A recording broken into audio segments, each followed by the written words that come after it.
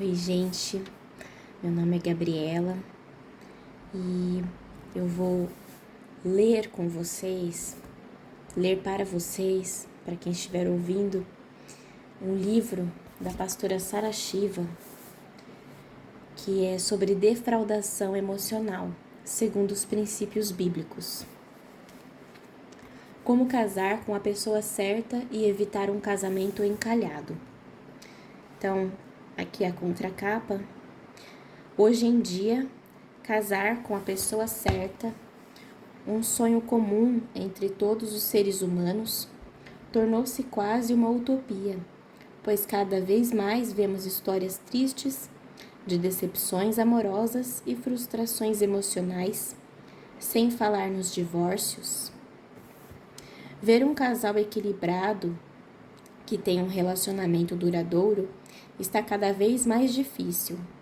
Pouco a pouco, nossos sonhos de um casamento feliz e eterno vão se desmoronando em meio a tantas tentativas fracassadas de nos relacionarmos sentimentalmente com alguém. São circunstâncias infelizes na nossa vida e na vida das pessoas ao nosso redor. Essas circunstâncias nos dizem para pararmos de acreditar no casamento e no amor romântico e vivermos apenas o momento. E acabam por destruir totalmente a nossa capacidade de sonhar. Será que o casamento com a pessoa certa é apenas uma ilusão? Será que o casamento para a vida toda é uma fantasia infantil? Certamente não. Ainda existem muitas pessoas que vivem casamentos realmente felizes e duradouros. Mas qual será o segredo? Como evitar as circunstâncias infelizes em nossa vida sentimental? Como evitar o sofrimento e as decepções sem precisar se isolar dos relacionamentos? O Espírito Santo, nesta mensagem, me trouxe respostas para algumas dessas perguntas.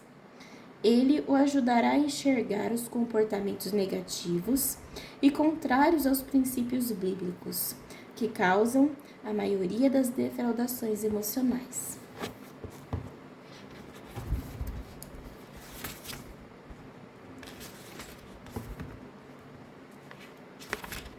Introdução.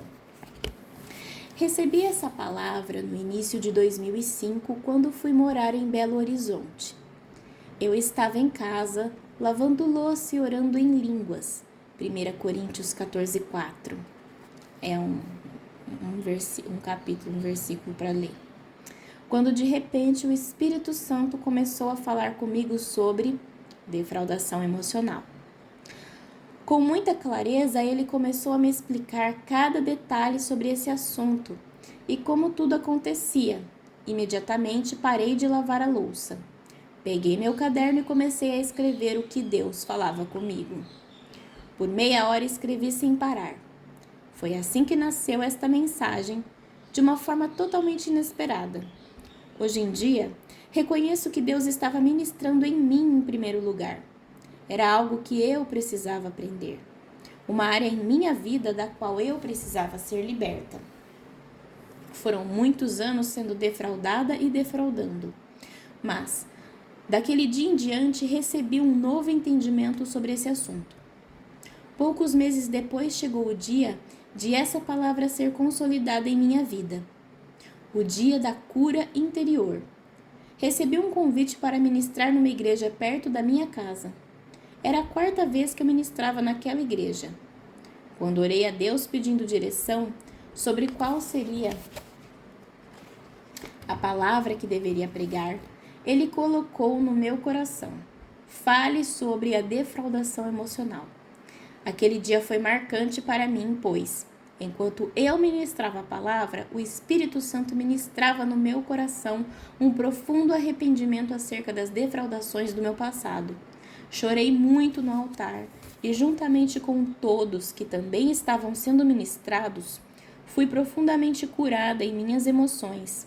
Através dessa mensagem, descobri que identificar uma defraudação emocional é vital para todas as pessoas que querem saber como casar com a pessoa certa e passar o resto da vida com ela. Além disso, essa mensagem é de uma importância especial para os cristãos, todos aqueles que desejam seguir os princípios bíblicos, pois a defraudação está acontecendo dentro das igrejas. Por isso, neste livro o assunto é direcionado para os cristãos que, assim como eu, querem seguir os princípios bíblicos. Seria aceitável que defraudações acontecessem em todos os lugares do mundo, mas dentro da igreja, não. O apoio e a proteção espiritual são uma das coisas mais importantes que encontramos dentro das igrejas. Mas, será que os relacionamentos sentimentais dentro das igrejas são seguros? A maioria das pessoas chega na igreja com a vida destruída em busca de algum tipo de ajuda. O que elas deveriam encontrar? No mínimo, uma boa conduta da parte dos membros e ensinamento para os novos na fé. Sobre os princípios bíblicos nos relacionamentos. Isso é algo que um lugar seguro pode oferecer. Muitos chegam do mundo decepcionados com as defraudações e não imaginam que possam encontrar o mesmo problema dentro das igrejas. Afinal, a igreja deveria ser um lugar seguro para se relacionar, não? Pelo menos, os relacionamentos sentimentais deveriam ser mais seguros dentro das igrejas. Os valores cristãos deveriam ter mais peso ali dentro, afinal de contas, estamos na casa de Deus. Porém, muitas vezes, não é isso que acontece.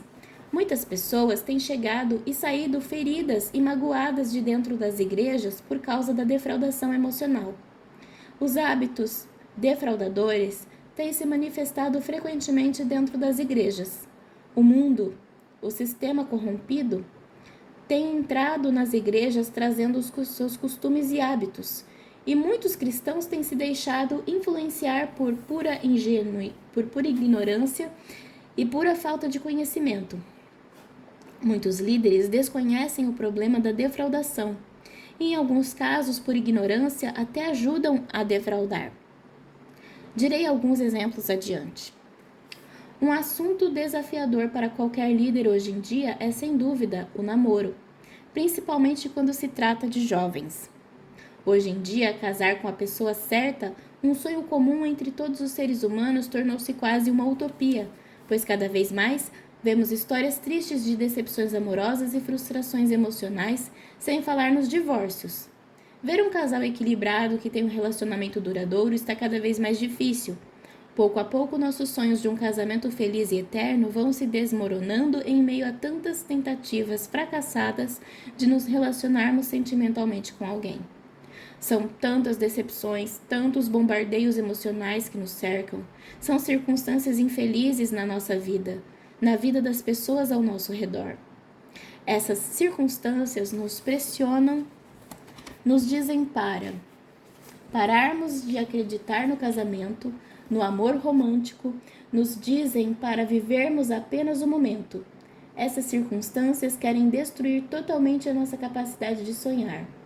Imagine, então, se conseguíssemos descobrir como evitar essas circunstâncias infelizes em nossa vida sentimental. Se conseguíssemos descobrir como evitar o sofrimento e as decepções sem precisar nos isolar nos relacionamentos. O Espírito Santo, nessa mensagem, me trouxe respostas para algumas dessas perguntas. Ele o ajudará a enxergar os comportamentos negativos e contrários aos princípios bíblicos, que causam a maioria das defraudações emocionais. O capítulo 1 é: o que é um casamento encalhado?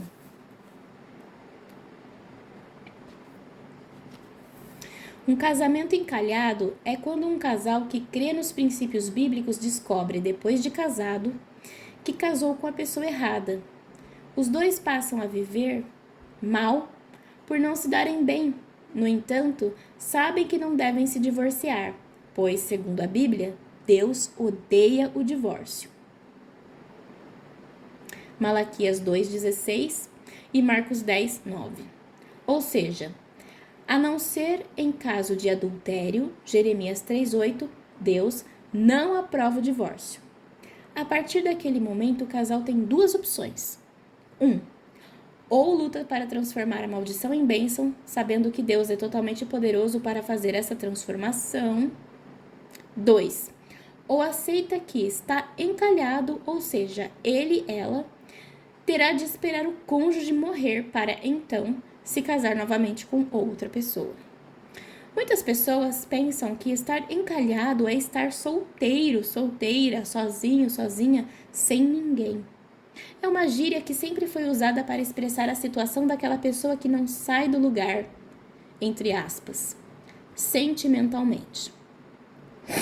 Mas, ao contrário disso, o estar encalhado, entre aspas, deveria ser usado para expressar o ato de se casar com a pessoa errada e ter de cumprir a obrigação de ficar em um casamento infeliz até o dia em que o cônjuge morrer, quando só então a pessoa poderá se casar novamente e ter uma nova chance de ser feliz no casamento. Isso é encalhar.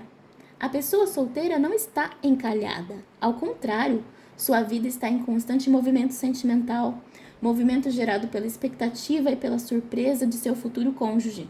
O solteiro está no azeite, entre aspas, sendo preparado para a hora certa, no centro da vontade de Deus, aguardando o momento certo.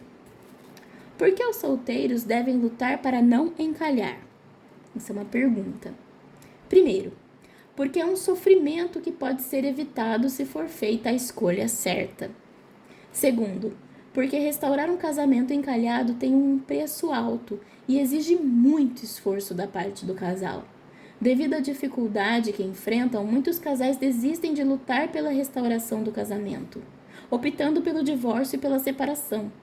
O problema é que, para os cristãos, o divórcio não é e nunca foi uma opção ou uma alternativa, pois é simplesmente odiado por Deus, como diz Malaquias 2,16. Totalmente contrário à sua vontade. O cristão tem de se casar sabendo que é para a vida toda. O conceito do encalhado, entre aspas, só é compreendido por aqueles que sabem que casamento é para a vida toda. Por aqueles que decidem viver segundo os princípios bíblicos.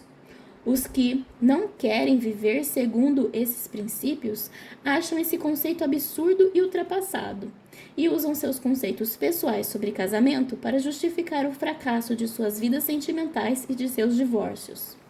A verdade é que essas pessoas também não são felizes em seus relacionamentos, pois a felicidade sentimental delas dura apenas enquanto o casamento durar.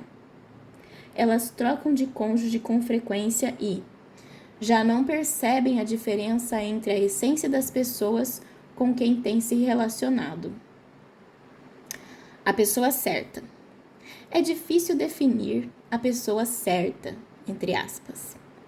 Eu, pessoalmente, creio que Deus tem uma pessoa escolhida para cada um, alguém que foi feito para você.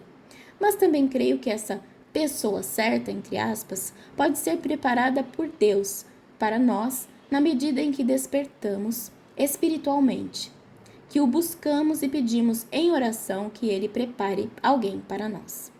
Algumas pessoas não creem nisso, mas, sem dúvida, todos concordam que a pessoa certa é aquela que combina com você espiritualmente e ministerialmente, emocionalmente, intelectualmente e fisicamente, que lhe seja agradável a aparência, que tenha as qualidades que você deseja e, o mais importante, que tenha os defeitos que você conseguirá suportar. Ou seja, a pessoa certa para você não é perfeita, é uma pessoa que possui defeitos como qualquer outra.